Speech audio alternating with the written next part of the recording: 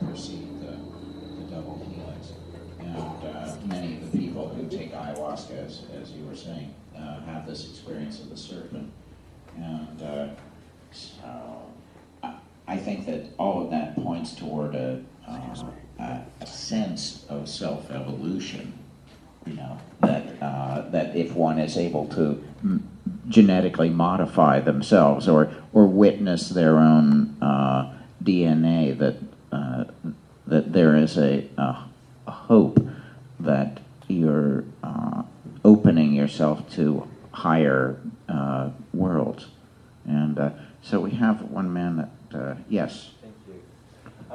I had one curiosity, and it basically embraces much of what was talked about, like different colors or different emotions, called like also even like the different type of creativity levels and or types of openings that you have.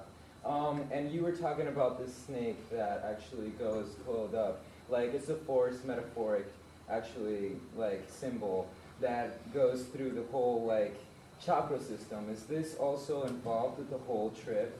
That changes your whole, you know, like your whole like, you know, openings more and balances more what that whole balancing of the chakras is. Is this related to what it is also inside of the crown chakra? Is this like part of all of this coiled up in through a message?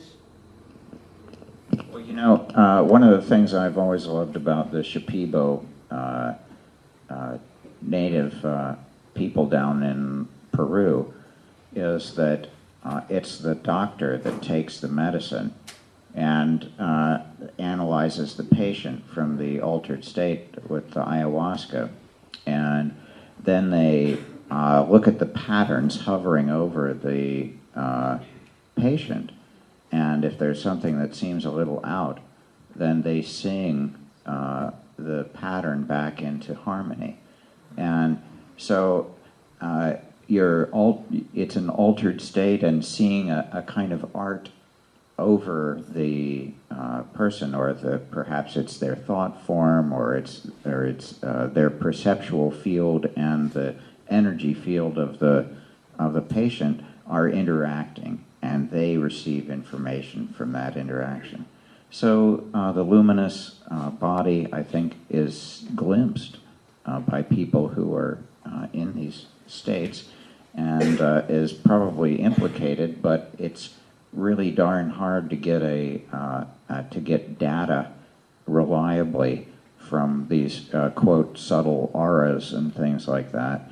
And you could probably get a few clairvoyants to stand around and watch somebody taking some DMT, and they'd have some interesting things to report, but there's no way to have anything more than an anecdotal result from that. Yeah. For Mitch and Rick, do you have any difficulty contacting the volunteers from the study, or were there any who didn't really want to talk about their involvement in the study? Well, Rick had contacted them, and I we only got to talk to 10 out of the 60. Was it 60 total? Yeah, close to 60. Yeah, so it's just knowing that we couldn't talk to every one of them. But the one thing that there was actually Susan Blumenthal, the woman talking about the aliens in there. She, or several people actually, but her specifically, they're a little cautious as to who is this guy wanting to come in and talk about these mystical experiences that we had in a study, and questioning that. And I completely understand that. And so I had to meet her prior to interviewing her and sit down and have breakfast and be able to explain my intention behind that. But once that was okay, and even talking to the other volunteers that we spoke with, they were so pleased and so grateful to be able to come talk about it, because they hadn't talked about it really. And like Susan said in the movie as well, you can't really just go out and just talk to people about these experiences unless they're familiar with them. And so they were extremely excited to talk about it, and also, as Rick said, to share how much it had done for them and meant for them in their lives. So.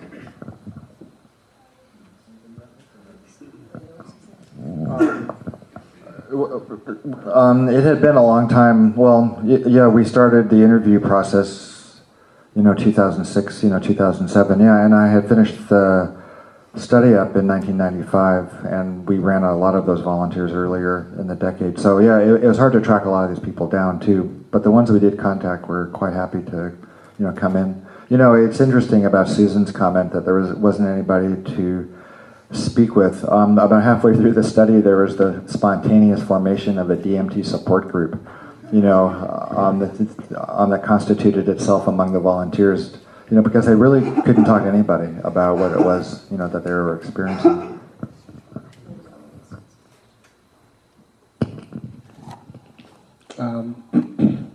I was wondering, you had talked about the future of psychedelic studies and having them be more experience-based.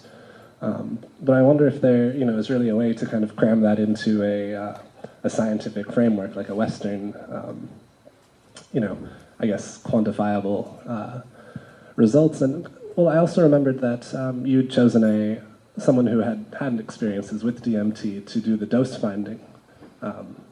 But for the actual test subjects, you had to have people that had had no experience with it. And so I wonder about, reusing test subjects or people who come in with kind of these understandings of these systems that describe these spiritualities, but then it's kind of a loaded, context when they actually enter the DMT experience. Yeah. So there's two questions there, I guess. One question is, how to explicate, to explicate the full, content or the full, meaning of the psychedelic experience in this, current wave of interest in studying these drugs again. And I think it just depends on the perspective somebody's coming from when they're doing that work. I don't think that we can, solely depend on, psychiatry to be on the leader in discussing how these drugs work and their effect and their application to everyday life. I think it has to be as multidisciplinary a pursuit as possible, because the full psychedelic experience impacts on everything. It impacts on art, anthropology, music, religion, cosmology, physics, psychology, cognitive sciences, chemistry, everything. So I think we ought to be careful that we discriminate among the various disciplines and their contribution and their turf.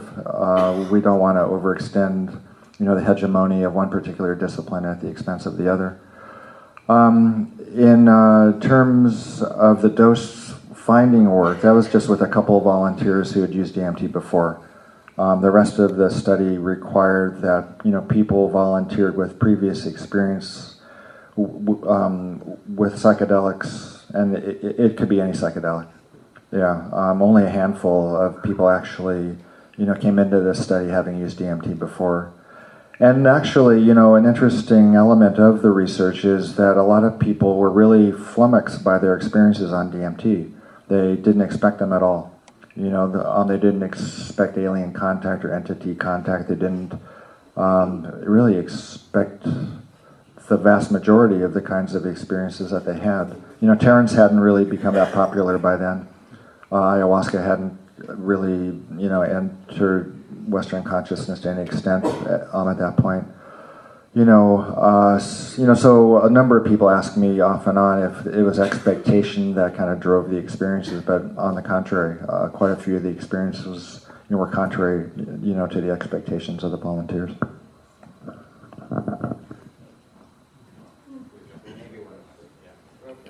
I'd like to ask you, or everybody, like, what would you speculate, or what could you see as the evolution of the state of humanity on Earth if everybody had this experience? I mean, to what levels would the fundamentalism be working on? To what levels would the dominator culture be working on? It's a... Okay, another part to that question. Well, I don't know if it's tangible to that question, but anybody in general from the panel. Individuals are exploring these states of magic, these states of metaphysics. have you in whatever circles anybody's in, how much do you see people using these entries into magic for good, and how many do you see using it for evil?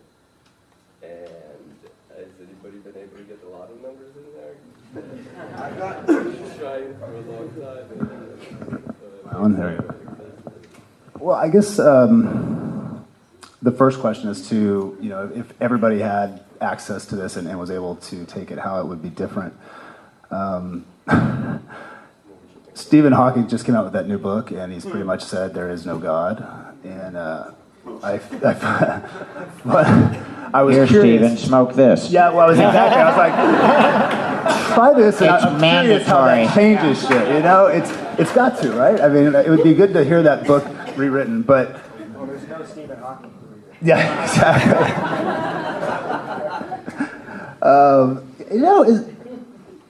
I think it could do a lot of good in the world. However, I don't think they're for everybody, and I think we need to be. What's that? I mean, do we want everybody on the world to know about this, or is it just for the seekers that they, eventually, Well, I think find? if people are drawn to them, yeah, I think in a respectable way they should actually pursue those, and maybe there's a way actually instead of opening it up to everybody, that those of us that want to explore these realms, how we can at least be respected for going out there and doing that and trying to integrate it back into life again. And maybe it's just a smaller portion of people that are doing the hard work that can make that change, and it may not have to be the 6 billion people that are residing here. Forced everybody to do it. I don't think that's a good idea.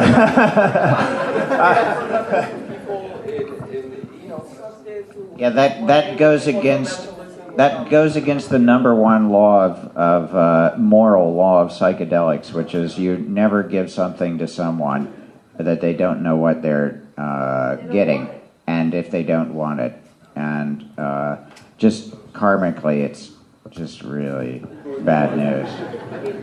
Yeah. All right. We've got one man in the back. Yes. Is there avenues for volunteers who do want to get involved in legitimate research?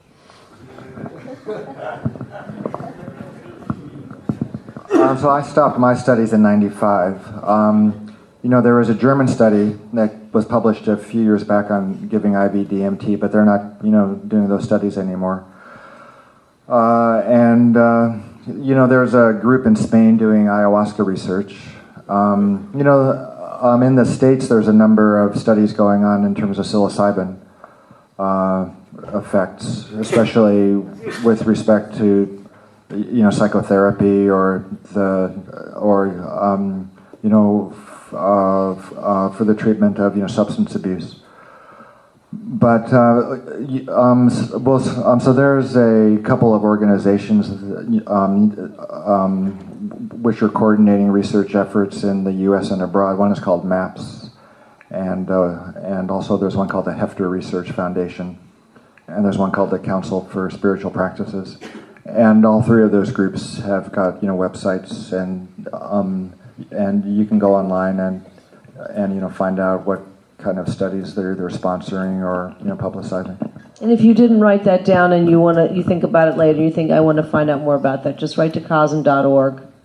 CoSM, that's COSM.org, and just ask us, and we'll just send those links to you. I just had one thing to add to that really quick as far as getting involved in the research. I think those of us that are exploring those realms need to start using that as our own research and keeping track of these experiences, as Sasha Shulgin did very well, is like going out there and really trying to put it back down, or at least on some level understand that, and that can contribute to the research. I think if we could start, people posting their trip reports are part of this whole process. Hopefully it's not going to just be in the academic environment.